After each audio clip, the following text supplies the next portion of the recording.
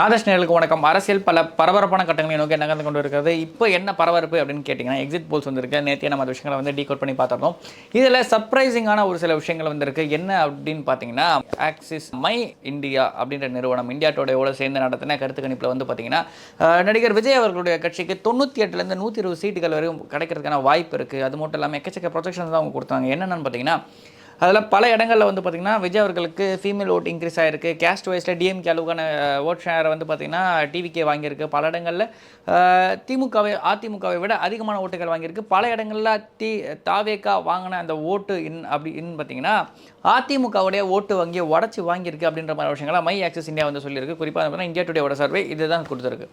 இந்த பக்கம் இன்னொரு ஹேண்டில் பார்த்திங்கன்னா ஜேவிசி ப்ளஸ் டைம்ஸ் குரூப் எடுத்த அந்த ஒரு சர்வேல வந்து பார்த்திங்கன்னா ஏடிஎம்கே வந்து ஆட்சியை பிடிக்கும் அப்படின்ற மாதிரி ஒரு நம்பர்ஸ் கொடுத்துருக்காங்க. 120லேருந்து அந்த ஒரு 140 வரைக்குமான நம்பர்ஸ் கொடுத்துருந்தாங்க. அந்த ஒரு நம்பர்ஸுமே வந்து பார்த்திங்கன்னா ஏறக்குறைய வந்து பார்த்திங்கன்னா சிமிலர் டு திஸ் அப்படின்ற மாதிரி விஷயங்கள் நம்ம பார்க்க முடியுது. குறிப்பாக இந்த 2 சர்வே தான் வந்து பார்த்திங்கன்னா ஆட்சி மாற்றம் நடைபெறும் அப்படின்ற மாதிரியான ஒரு பேராமீட்டருக்குள்ளே வந்திருக்கு. மற்ற எல்லாருமே வந்து டிஎம்கே வந்து ஜெயிக்கிறதுக்கான வாய்ப்பு இருக்குது. டிஎம்கே அலைன்ஸ் வந்து சாலிட் மெஜாரிட்டி வரதுக்கான வாய்ப்பு இருக்குது. டிஎம்கே சாலிட் மெஜாரிட்டி ஒரு நேரம் சொல்ல டிஎம்கே ப்ளஸ் ஐஎன்சி, அதாவது திமுக, காங்கிரஸ், விசிக, தேமுதிக உட்பட ஒரு மெகா அலைன்ஸ் இருக்குது பார்த்தீங்களா. அந்த ஒரு மெகா அலைன்ஸ் வின் பண்ணுறதுக்கான வாய்ப்பு இருக்குது அப்படின்ற விஷயங்கள் சொல்லியிருக்காங்க. ஆனால் எந்தெந்த இடத்துலன்னு சொல்லவே இல்லை. குறிப்பாக விஜய் அவர்கள் பற்றின விஷயங்கள் அவங்க சொல்கிறப்ப வந்து பார்த்திங்கன்னா ரூரல் பாப்புலேஷன் ஆகட்டும் சரி, கிராஜுவேஷன் ஆகட்டும் சரி, ஸ்டூடெண்ட்ஸ் லெவலில் ஆகட்டும் சரி, அண்டர் 18, 19 அந்த ரேஞ்ச், அண்டர்ன்றதில் 18 to 19 அந்த ஒரு new voters, young generation voters அப்படின்ற இடத்துல வந்து பார்த்திங்கன்னா விஜய் அவர்கள் நல்லாவே ஸ்கோர் பண்ணியிருக்காரு இந்த ஒரு எலெக்ஷனில். இது எல்லாமே வந்து பார்த்திங்கன்னா எப்படிப்பா எல்லாருமே நீங்கள் சொல்லிட்டீங்க இதுதான் ஒரு ஆக்சுவல் ரிசல்ட்டா அப்படின்னு சொல்லிட்டு கேட்டிங்கன்னா கிடையாது. இது எக்ஸிட் போல் மட்டும்தான். எக்ஸாக்ட் போல் ரிசல்ட்ஸ் வரத்துக்கு இன்னும் ஒரு 3 days நம்ம வெயிட் பண்ண வேண்டியது இருக்குது. மே 4ஆம் தேதி தான் வந்து பார்த்தீங்கன்னா அந்த நாள் அன்றைக்கி தான் வந்து பார்த்தீங்கன்னா யாருக்கு நல்ல நாள் அப்படின்னு சொல்லிட்டு தெரியும். குறிப்பாக திமுகக்கா, அதிமுகக்கா, டிவிகேக்கா, இல்லை நாம் தமிழருக்கா அப்படின்னு சொல்லிட்டு நம்ம வந்து பேச முடியும். குறிப்பாக இந்த ஒரு எக்ஸிட் போல்ஸ் வந்து பார்த்திங்கன்னா நாம் தமிழர் கட்சிக்கு பெருசாக எந்த ஒரு அமைப்புமே வந்து பார்த்திங்கன்னா நம்பர்ஸ் கொடுக்கல. அதனால் அதை பற்றின டிஸ்கஷன்ஸை பெரும்பாலும் அவாய்ட் பண்ணிட்டாங்க. குறிப்பாக இந்த ஒரு வாட்டியாவது சீமான் மட்டுமாவது ஜெயிப்பாரா காரைக்குடி தொகுதியில் அப்படின்னு ஒரு மிகப்பெரிய எதிர்பார்ப்பு இருக்குது. ஆனால் சீமானுக்கு ஆப்போசிட்டாக பெரிய கட்சியில் 2 கேண்டிடேட் இல்லைனாலுமே தாவேக்கால பிரபு அவர்கள் களம் காண்றாரு. சீமான் விசஸ் பிரபு அப்படின்ற மாதிரி தான் அந்த களம் இருக்குது அப்படின்னு சொல்லிட்டு இருக்காங்க. ஆனாலுமே மாங்குடி அங்கே ஒரு ரோல் ப்ளே பண்ணுறாரு. அந்த இடங்களில் குறிப்பாக தென் மாவட்டங்களில் கேஸ்ட் பேஸ்ட் பாலிடிக்ஸ் வந்து ஒரு பெரிய ஒரு ப்ளே பண்ணுது. குறிப்பாக தென் மாவட்டங்கள் மட்டும் இல்லை, வட மாவட்டங்களையும் அப்படி தான் இருக்குது. குறிப்பாக அதிமுக ப்ளஸ் பாமகவோட காம்பினேஷனில் வட மாவட்டங்கள் அதிகமாக ஜெயிக்கிறதுக்கான வாய்ப்பு இருக்குது. சென்னை போன்ற இடங்களில் Dalit vote bank plus minority vote bank வந்து ஒரு கீ ஃபேக்டராக வந்து ப்ளே பண்ணுது. போன வாட்டி ஜெயக்குமார் அவர்கள் சொல்லியிருந்தார், ராயபுரம் தொகுதியில் தோக்க வேண்டிய ஆளாக நான் கடைசியில் வந்து பார்த்தீங்கன்னா திமுக ஆரம்பிக்கிறதே 40,000 ஆரம்பிச்சது, பிஜேபியோட அலைன்ஸ் வச்சதெல்லாம் நான் வந்து 0 ஆரம்பிச்சேன் அப்படின்னு சொல்லி சொன்னார். இதே பிஜேபி அலைன்ஸ் தான் இந்த வாட்டியும் இருக்கார். ஆப்போசிட்டில் வந்து சுபேர் கான் அப்படின்னு சொல்லிட்டு ஒரு மைனாரிட்டி கேண்டிடேட் வந்து டிஎம்கே போட்டிருக்கு. இந்த இடத்துல ராயபுரத்தில் ஜெயக்குமாரோடைய வெற்றி வாய்ப்பு எப்படி இருக்குன்றது ஒரு மிகப்பெரிய ஒரு கேள்விக்குறியாக இருக்குது. அதை தாண்டி டிவிகேயில் வந்து பார்த்திங்கன்னா ஒரு சில அமைப்புகள் கொடுத்துருந்தோம் அப்படின்னா 20 சீட்டு, 18 சீட்டு, டபுள் டிஜிட்ஸில் வந்து பார்த்திங்கன்னா 2-3 அமைப்புகள் வந்து கொடுத்துருந்துச்சு. அப்படி டபுள் டிஜிட்ஸில் விஜய் ஜெயிக்கிறதுக்கான வாய்ப்பு இருக்கா, விஜய் கட்சி ஜெயிக்கிறதுக்கான வாய்ப்பு இருக்கா, விஜய் அந்த தொகுதியில் 2 தொகுதியில் வந்து ஜெயிக்கிறதுக்கான வாய்ப்பு இருக்கா அப்படின்ற மாதிரி கேள்விகளுமே வந்து அடுக்கடுக்காக இருக்குது. அதை தாண்டி திமுக அலைன்ஸ் ஒரு பிக் நம்பர்ஸ் கொடுத்துருந்தாங்க. ஆனால் லாஸ்ட் டைம் வாங்கின நம்பர்ஸை விட அது கம்மியாக இருக்குது. டிஎம்கே அலைன்ஸ் வந்து பார்த்திங்கன்னா கொஞ்சம் டிக்ளைன் ஆகிருக்கிறத நம்ம பார்க்க முடியுது. குறிப்பாக 2011 காலகட்டத்தில் அதிமுக தேமுதிக கூட்டணி வந்து 203 சீட் ஜெயிச்சிருந்துச்சு. அதுக்கப்புறம் ஒரு 134 வந்து பார்த்தீங்கன்னா கண்டென்ட் ஆச்சு. ஆனால் அதிமுகவுக்கு பெரிய அலைன்ஸ் கிடையாது. 2016 தேர்தலில் அதிமுகவுக்கு ஒரு பெரிய அலைன்ஸ் கிடையாது. டிஎம்கே ஜெயிக்கும் அப்படின்னு சொல்லியிருந்தாங்க. ஆனால் அதிமுக ஜெயிச்சிருச்சு. அதே மாதிரி தான் இந்த டைம் வந்து பார்த்தீங்கன்னா திருப்பி இந்த வாட்டி டிஎம்கே ஜெயிக்கும்னு சொல்லியிருக்காங்க. ஆனால் அதிமுக ஒரு நம்பர்ஸ் வாங்குறதுக்கான வாய்ப்பு இருக்குது அப்படின்ற மாதிரி கிரவுண்ட் லெவலில் பேசிக்கிட்டவங்களே வந்து பல பேர் சொல்லியிருந்தாங்க. குறிப்பாக திமுக மீண்டும் ஆட்சிக்கு வராது அப்படின்ற ஒரு வார்த்தையை திருப்பி வந்து பல பேர் சொல்கிறத நம்ம காது கொடுத்து கேட்க முடியுது. அப்படின்னா அதிமுக ஆட்சிக்கு வந்துருமா அப்படின்னு சொல்லிட்டு கேட்டிங்கன்னா அது 4ஆம் தேதி தான் தெரியும். அதிமுக ஆட்சிக்கு வரும் அப்படின்ற மாதிரி விஷயங்கள் அதிமுக என்ன நம்புகிறாங்க.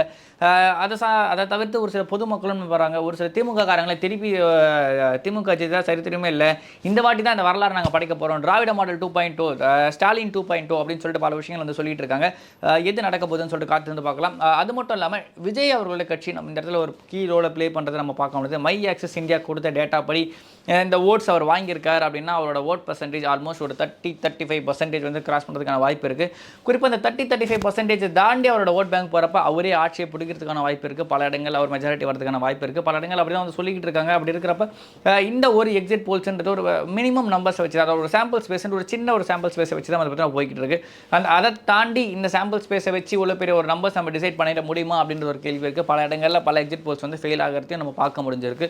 ஆனாலுமே விஜய்க்கு இது ஒரு ஃபேவரான விஷயமா தான் பார்க்கப்படுது. குறிப்பாக நகர்ப்புறங்களில் ஏற்கனவே துக்ளக் இதய சார் வந்து பல விஷயங்கள் சொல்லியிருந்தார். என்ன பார்த்தீங்கன்னா நகர்ப்புறங்களில் வந்து விஜய் அவர்களுக்கான ஓட்டு சதவீதம் வந்து அதிகரிச்சிருக்கு. குறிப்பாக இளைஞர்கள் வந்து பார்த்திங்கன்னா விஜய்க்கு வாக்களிக்கிறத விரும்புகிறாங்க அப்படின்ற மாதிரி விஷயங்கள் வந்து சொல்லியிருந்தார். அதையும் தாண்டி இளைஞர்கள், பெண்கள் ஓட்டையும் மைனாரிட்டி ஓட்டையும் இந்த வாட்டி விஜய் அதிகமாக வாங்கியிருக்காரு. குறிப்பாக தலித் ஓட்டை வந்து விஜய் அதிகமாக வாங்கியிருக்கார். திமுக கிட்ட தான் வந்து இந்த பெண்கள் ஓட்டு, தலித் ஓட்டு, மைனாரிட்டி ஓட்டெல்லாம் ஒரு கோர் ஓட் பேங்காகவே வந்து வச்சுருந்தாங்க. அந்த கோர் ஓட் பேங்க்கில் ஒரு மிகப்பெரிய ஒரு ஓட்டையை போட்டிருக்காரு. ஓட்டையை போட்ட விஜய் வந்து கோட்டையை பிடிப்பாரா அப்படின்றத வந்து பார்த்தீங்கன்னா ஒரு மிகப்பெரிய ஒரு கேள்வியாக இருக்குது. அதையும் தாண்டி பல முக்கியமான விஷயங்கள் நம்ம பார்க்க வேண்டியதாக இருக்குது. குறிப்பாக இந்த ஒரு போல்ஸில் வந்து பார்த்தீங்கன்னா எக்ஸாக்டாக நம்பர்ஸ் கிடைக்கலனாலும் ஓரளவுக்கான ஒரு ஆவரேஜ் நம்பர்ஸை எல்லா அமைப்புகளும் வந்து கொடுத்துருக்காங்க. குறிப்பாக பிமேடிஸ் ஆகட்டும் சரி, மார்க் ஆகட்டும் சரி, என்டிடிவியோட குரூப்ஸ், பீப்புள்ஸ் இன்சைட் ஆகட்டும் சரி, இந்த மாதிரி பல அமைப்புகள் வந்து பல விஷயங்கள் கொடுத்துருக்காங்க. இதை தாண்டி ஃபீமேல் ஓட்டர்ஸ், மேல் ஓட்டர்ஸ், ஓவரால் ஓட் ஷேர் அப்படின்ற மாதிரி விஷயங்கள்லாம் நம்ம பார்க்க முடியுது. அதையும் தாண்டி urban rural population, male female population, age group வைஸாக, கேஸ்ட் வைஸாலாம் வந்து பார்த்திங்கன்னா இந்த ஓட்டர் ஸ்பிட்டப் வந்து பார்த்திங்கன்னா எக்ஸிட் போல்ஸில் ஒரு சில அமைப்புகள் வந்து கொடுத்துருக்கு. இந்த எல்லா நம்பரையும் நம்ம எடுத்து அனலைஸ் பண்ணுறதுக்கான வாய்ப்புகள் குறைவு. ஏன் அப்படின்னு பார்த்தீங்கன்னா ஜஸ்ட் ஒரு ஸ்மால் சாம்பிள் ஸ்பேஸ்க்குள்ளே ஒர்க் பண்ணது தான். ரூரல் பாப்புலேஷனில் வந்து இவ்வளோ பேர் ஹேண்டில் பண்ணியிருப்பாங்க, அர்பன் பாப்புலேஷன் இவ்வளோ பேர் ஹேண்டில் பண்ணியிருப்பாங்க. மேபி இது வந்து ஏப்ரல் 1 வரைக்குமா அந்த சர்வேவாக இருக்கும். அதுக்கப்புறமான விஷயங்களாகட்டும் சரி, அப்புறம் எக்ஸிட் போல்ஸ் முடிகிற டைமில் அந்த ஒரு விஷயங்களாகட்டும் சரி. ஏன்னா பல பேர் ஊரை விட்டு மாறி வந்திருப்பாங்க. அந்த எக்ஸிட் போல்ஸ் ஓரளவுக்கு ஒரு ஆக்சுவல் நம்பர்ஸ் கொடுக்கும் அப்படின்னு சொன்னாலுமே வந்து பார்த்தீங்கன்னா ஒப்பீனியன் போல்ஸுக்கும் எக்ஸிட் போல்ஸுக்குமே வந்து ஒரு சில இடங்களில் ஒரு சின்ன மாறுதல் இருக்குது. விஜய் அவர்களுடைய கட்சி வந்து ஒரு மிகப்பெரிய ஒரு மீட்டிங்கை கூப்பிட்டு வந்து பார்த்திங்கன்னா எல்லா வேட்பாளர்கிட்டையும் அந்த ஃபார்ம் 17C வந்து வாங்கியிருக்காங்க. குறிப்பாக பார்த்தீங்கன்னா அது வந்து எவ்வளோ ஓட்டுகள் வந்து பதிவாயிருக்கு அப்படின்ற விஷயங்கள் அவங்க வந்து கொடுத்துருப்பாங்க. அந்த ஃபார்ம் 17C வாங்கி வச்சுட்டு எலெக்ஷன்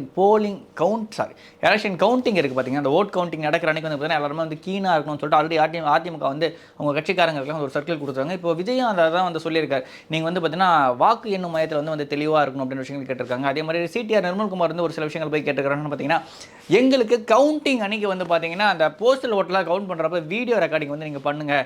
அப்போ தான் வந்து பார்த்தீங்கன்னா அதை வந்து எங்களுக்கு ஷேரும் பண்ணுங்கள், நாங்கள் வந்து அதை என்ஷூர் பண்ணிப்போம் அப்படின்ற விஷயங்கள் சொல்லியிருக்காங்க. ஏற்கனவே பல இடங்களில் போஸ்டல் ஓட் கவுண்ட் பண்ணுறது வந்து பார்த்தீங்கன்னா முறைகேடு நடந்திருக்கு சொல்லிட்டு எல்லா போலிங் டைம்லையும் வந்து பார்த்தீங்கன்னா எல்லா ஓட் கவுண்டிங் டைம்லையும் வந்து பார்த்தீங்கன்னா இந்த ஒரு சர்ச்சை ஆகும். பல தொகுதிகளில் ஆகிறதுக்கான வாய்ப்பு இருக்குது.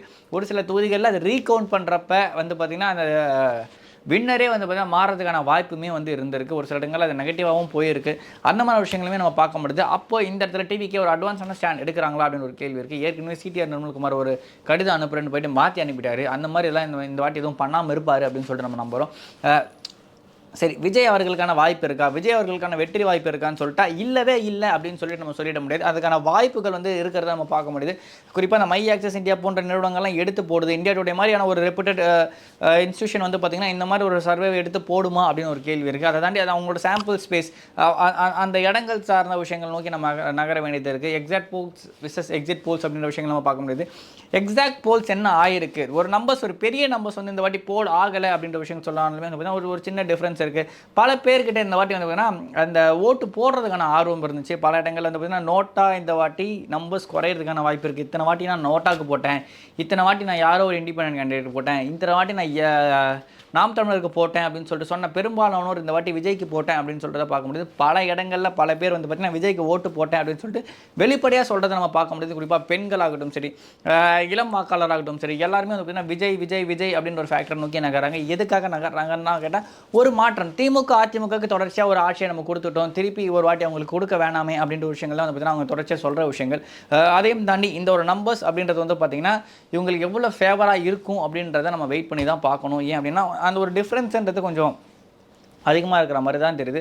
ஒரு சில இடங்களில் என்டிகேக்கு 2 to 3% அந்த ஷேருமே வந்து இருக்குது. அப்போ ஓவராலாக என்டிகே இந்த வாட்டி பழைய அந்த ஒரு 8% அப்படின்ற ஒரு மார்ஜினை விட குறையதுக்கான வாய்ப்பு இருக்குது. அந்த 30-36 லட்சம் ஓட்டுலேருந்து குறையதுக்கான வாய்ப்பு இருக்குது. அதிமுக குறிப்பாக டிவிகேவுடைய வருகை வந்து பார்த்திங்கன்னா அதிமுகவுடைய அழிவுக்கு வித்திடுமா அப்படின்னு ஒரு கீழ் இருக்குது. ஏன்னா அதிமுக ஏற்கனவே வந்து பார்த்திங்கன்னா 10க்கும் மேற்பட்ட தோல்விகளை தொடர்ச்சியாக வந்து சந்திச்சுட்டு வருது. 10 தோல்வி பழனிசாமி அப்படின்ற விஷயங்கள்லாம் வந்து பார்த்திங்கன்னா விஜய் கூட ஒரு சில இடங்களில் வந்து சொல்கிறதுக்கான வாய்ப்புகள் இருந்துச்சு. அது வந்து மறைமுகமாக சொல்லி சொல்லியிருந்தார். பிள்ளையார் சொல்லி ஆரம்பித்து மற்றும் பலர் அப்படின்ற மாதிரி விஷயங்கள்லாம் வந்து சொல்லியிருந்தார். அப்படி இருக்கிறப்ப அதிமுகவை அழிக்கிறாரா விஜய் அப்படின்ற ஒரு கேள்வி இருக்குது. ஏன் அப்படின்னா அதிமுகவுடைய ஃபேஸஸான எம்ஜிஆர், ஜெயலலிதா, அண்ணாவுடைய புகைப்படங்களையும் அவருடைய பேர்களையும் அவங்க சொன்ன விஷயத்தையுமே வந்து பார்த்திங்கன்னா விஜய் எடுத்து பயன்படுத்தினார். குறிப்பாக திமுக ஒரு தீய சக்தின்னு விஜய் வந்து ரொம்ப ஹார்ஷாக சொன்னது வந்து பார்த்தீங்கன்னா அவரோட சொந்த டைலாக் இல்லை, அந்த அம்மாவோட டைலாக். அதை எடுத்து இவர் சொல்லிட்டாரு. அதுக்கு முன்னாடி எம்ஜிஆரும் சொல்லியிருந்தார் திமுக ஒரு தீய சக்தி அப்படின்னு சொல்லிட்டு. அப்படி இருக்கிறப்ப அதிமுகவின் ஓட்டுகளை விஜய் வாங்கிட்டாரா அப்படின்னு ஒரு கேள்வி இருக்குது. அப்படி இருக்கிறப்ப அதிமுக எவ்வளோ ஓட்டு வாங்குன்ற விஷயங்களும் இருக்குது. இல்லை இந்த போல் எடுக்கிறவங்க கிட்ட வாலண்டியராக வந்து சொல்லியிருப்பாங்க விஜயோட ஃபேன்ஸ், அதனால் இந்த நம்பர்ஸ் பெருசாக தெரியுது. ஏடிஎம்கேக்குன்ட்டு ஒரு கோர் ஓட் பேங்க் இருக்குது. யார் அலைன்ஸில் இருந்தாலும் இல்லைனாலும் அதுக்குன்னு ஒரு 20% ஒரு ஓட் பேங்க் இருக்குது. ஒரு கன்சர்வேட்டிவான ஒரு ஓட் பேங்க் இருக்குது. அந்த ஓட் பேங்க் எப்பயுமே உடையாது அப்படின்னு ஒரு சில பேர் வந்து சொல்கிறாங்க. அது எப்படி இருக்குன்னு நம்ம காத்திருந்து பார்க்கணும். இந்த வாட்டி பல இடங்களில் பல வயசானவங்களாகட்டும் சரி, இன்னும் பல பேர் வந்து பார்த்தீங்கன்னா விஜய்க்கு ஓட்டு போட்டேன் அப்படின்னு சொல்கிறத நம்ம பார்க்க முடியுது. எதுக்காக விஜய்க்கு ஓட்டு போட்டிங்க அப்படின்னு நம்ம கேட்டோம் அப்படின்னு பார்த்தீங்கன்னா அதுக்கு அவங்ககிட்ட ஒரு தெளிவான ஒரு பதில், அவங்க கட்சிக்காரங்ககிட்டே பல பேர்கிட்ட அந்த தெளிவான பதில் இல்லை. அப்படி இருக்கிறப்ப அந்த ஓட்டை போட்டிருக்காங்க தெரியுமா, அந்த மாற்றி போடணுன்ற ஒரு மென்டாலிட்டி வந்துருக்கு. அந்த ஒரு விஷயத்துக்காகவே வந்து பார்த்திங்கன்னா பல பேர் வந்து விஜய்க்கு வந்து இந்த வாட்டி ஆதரவு வந்து தெரிவிச்சிருக்காங்க. ஏன் அப்படின்னா ஒரு ஆட்சி மாற்றம் நடக்கிறதுக்கான வாய்ப்பு இருக்குமே அப்படின்னு சொல்லிட்டு. அந்த ஆட்சி மாற்றத்தில் என்னென்ன நடக்கணும் அப்படின்றது ஒரு கிளியர் கட்டான பிக்சர் இது வரைக்கும் யாருக்கும் கிடையாது. அதையும் தாண்டி இந்த ஒரு போல்ஸ் வந்து பார்த்திங்கன்னா படித்த பல பேர், ஐடி ஆகட்டும் சரி, நான் ஐடி ஆகட்டும் சரி, ஒரு கிரவுண்ட் லெவலில் ஒர்க் பண்ணுறவங்க சரி, பல பேர் வந்து விஜய்க்கு ஓட்டு போட்டதை நம்மளால் பார்க்க முடியுது.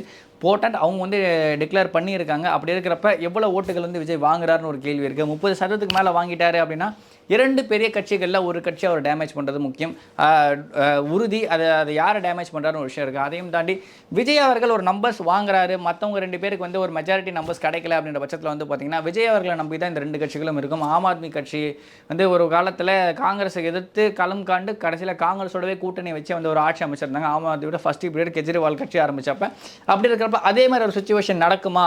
ஒருவேளை திமுகவுடைய விஜய் போவாரா, இல்லைன்னா கொள்கை எதிரியான பாஜக இருக்கிற அதிமுக கூட்டணியுடைய விஜய் போவாரா அப்படின்னு ஒரு கேள்வி இருக்குது. குறிப்பாக அதிமுக விஜயோட கூட்டணி வைக்கிறதுக்காக பல சந்தர்ப்பங்களை வந்து முயற்சி பண்ணாங்க. எடப்பாடி அவர்கள் நேரடியாகவே வந்து சொல்லியிருந்தார், பிள்ளையார் சொல்லி போட்டாச்சுன்ற மாதிரி விஷயங்களாகட்டும் சரி, ஒரு பெரிய கட்சி நம்மோட வருது அப்படின்ற விஷயங்கள்லாம் வந்து சொல்லியிருந்தாங்க. அப்போதைக்கு வந்து பார்த்திங்கன்னா அதிமுக தான் பெரிய கட்சி. இப்போதைக்கு எக்ஸிட் போல்ஸ்லாம் பார்த்தா அதிமுகவோட தாவேகா வந்து பெரிய கட்சி ஆயிருக்கும் போல். ஒரு நடிகர் கட்சியிலேருந்து இன்னொரு நடிகர் கட்சிக்கு மக்கள் தாவிட்டாருங்களா அப்படின்னு ஒரு கேள்வியுமே இருக்குது.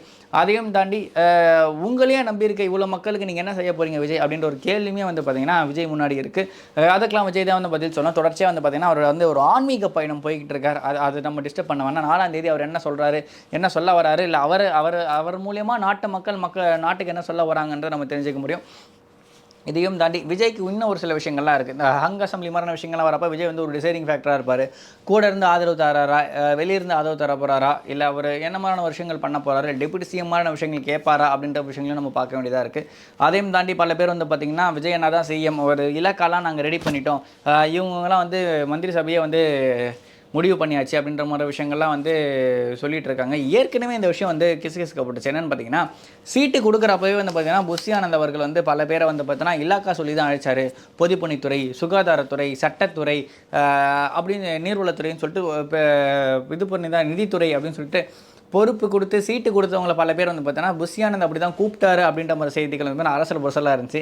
அதில் எத்தனை பேர் இந்த வாட்டி ஜெயிப்பாங்க, அவங்களுக்கு அதே துறை ஒதுக்கப்படுமா அப்படின்னு ஒரு கேள்வியுமே இருக்குது. ஏன் அப்படின்னா பல இடங்களில் கடைசி நேரத்தில் வந்து பார்த்தீங்கன்னா டிவிகேவுடைய வேட்பாளர்கள் வந்து ரொம்பவே வந்து பார்த்தீங்கன்னா சோர்ந்து காணப்பட்டார்கள். ஒரு ப்ராப்பரான ஒரு சப்போர்ட் வந்து கட்சி சைட்லேருந்து இல்லை அப்படின்ற மாதிரி விஷயங்களில் பல பேர் வந்து சொல்லியிருந்தாங்க. ஆனால் இந்த எக்ஸிட் போல்ஸ் வந்து பார்த்தீங்கன்னா ஒரு ஃபேவரான ஒரு டிசிஷன் அவங்களுக்கு கொடுக்குமா அப்படின்னு ஒரு கேள்வி இருக்குது. அதையும் தாண்டி இது பயிற்சியாக இருக்குமா, முயற்சியாக இருக்குமா அப்படின்ற விஷயங்களையும் தாண்டி இருக்குது. குறிப்பாக ஒருவேளை விஜய் அவர்களுக்கு எக்ஸ்பெக்ட் பண்ண மாதிரியான அந்த ஒரு நம்பர்ஸ் வரல அப்படின்னா அது அவங்களோட கேடஸ் ஏற்றுப்பாங்களா, அந்த ஏற்றுக்கிற அந்த மெச்சூரிட்டி வந்து அவங்களுக்கு இருக்கா அப்படின்ற ஒரு கேள்வியுமே இருக்குது. ரீசெண்டாக ஜஸ்டிஸ் கிருபாகரனும் அந்த விஷயங்களை வந்து சொல்லியிருந்தார். அந்த ஒரு மெச்சூரிட்டி அவங்களுக்கு வரணும், அது சார்ந்த விஷயங்களை நடிகர் விஜய் அவர்கள் வந்து எடுக்கணும் அப்படின்ற விஷயங்களை வந்து சொல்லியிருந்தாங்க. அதையும் தாண்டி பல பேர் வந்து பார்த்தீங்கன்னா இந்த நம்பர்ஸ்குள்ளே வந்து விஜய் நம்ம வைக்க முடியுமா அப்படின்ற ஒரு கேள்வியுமே இருக்குது. ஒரு எக்ஸாக்ஸரேட்டடான போல்ஸ் வந்து பார்த்தீங்கன்னா பல டைம்ஸ் வந்து நடந்திருக்கு. ஆனால் அது ஆக்சுவல்ஸாக வந்து கன்வெர்ட் ஆகாது அப்படின்ற விஷயங்கள் வந்து பல பேர் நமக்கு சொல்லிட்டு இருக்காங்க. ஏன்னா கமல்ஹாசன் வந்தப்போவுமே பல ஒரு எக்ஸாகரேஷன் இருந்துச்சு. கமல் இவ்வளோ ஓட்டு வாங்குற, அவ்வளோ ஓட்டு வாங்குவார். நாங்கள் கடைசியில் வந்து ஒரு 4% ஓட்டோட வந்து அவரோட ஓட்டு வந்து சுருங்கிடுச்சு. அதையும் தாண்டி ஒரு பெருசான நம்பர்ஸ் கமலே வந்து ஜெயிக்கலான்ற விஷயங்களை பார்க்க முடியாது. குறிப்பாக இந்த வாட்டி விஜய் வந்து 2 தொகுதிகளில் போட்டியிட்டார். அதையும் தாண்டி ப்ராமிசிங்கான கேண்டிடேட்டாக பல பேர் இருக்காங்க. யாருன்னு பார்த்தீங்கன்னா ஆதவர்ஜனா, ஜெயஸ்ரீ பிரபாகர், டி நகரில் வந்து பார்த்தீங்கன்னா புசி ஆனந்தே நிற்கிறாரு, ஆர்கே நகரில் மரிய வில்சன் நிற்கிறாரு, ஸ்ரீரங்கத்தில் இவர் ரமேஷ் நிற்கிறாரு, எழும்பூரில் ராஜ்மோகன் நிற்கிறாரு.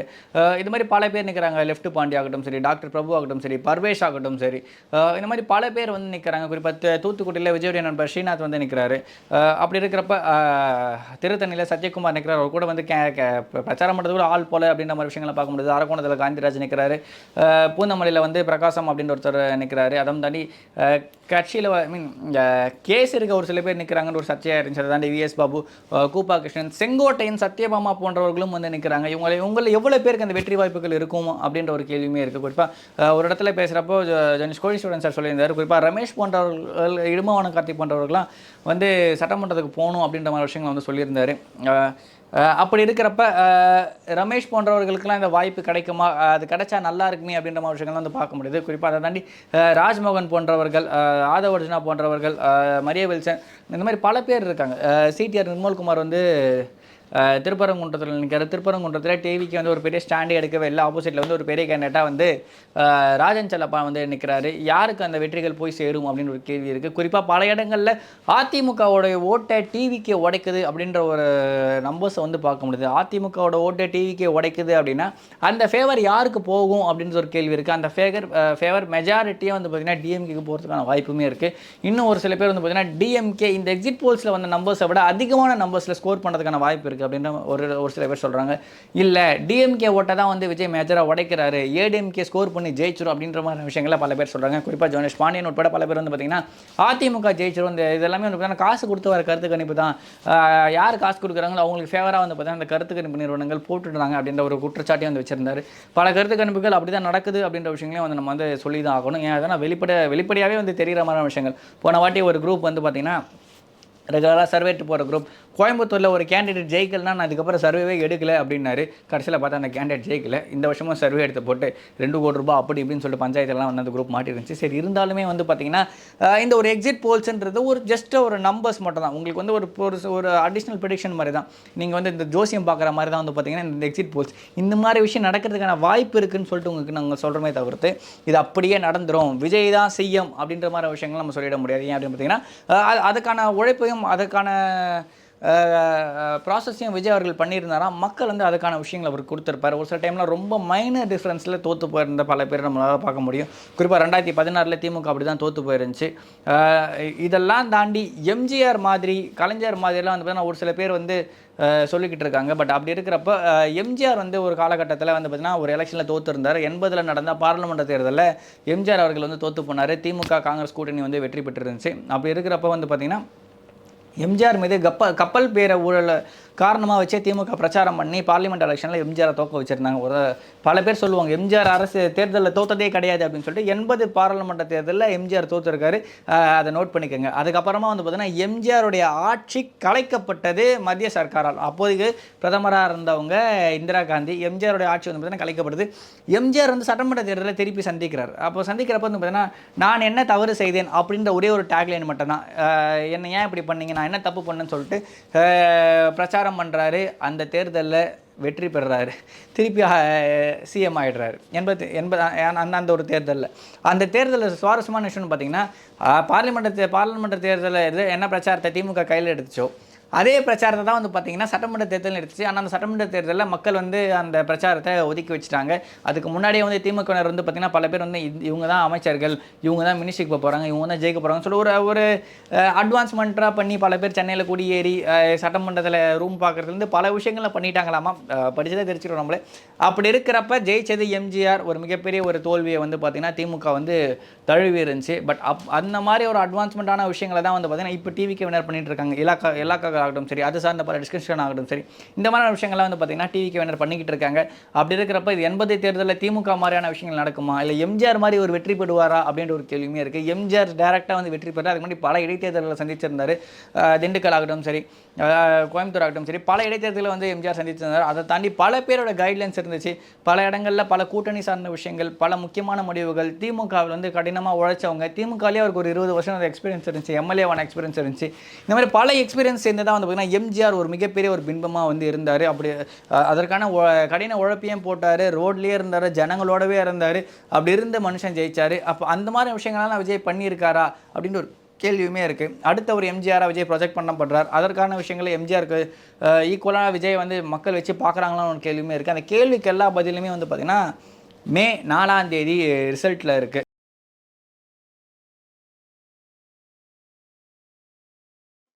நமக்கு ஆரோக்கியம் தரும் விஷயம் எல்லாமே சுத்தமா தான் இருக்கணும். லயன் அரேபியன் டேட்ஸ், இப்போ அது லயனா டேட்ஸ். லயனா பிரீமியம் டேட்ஸ்.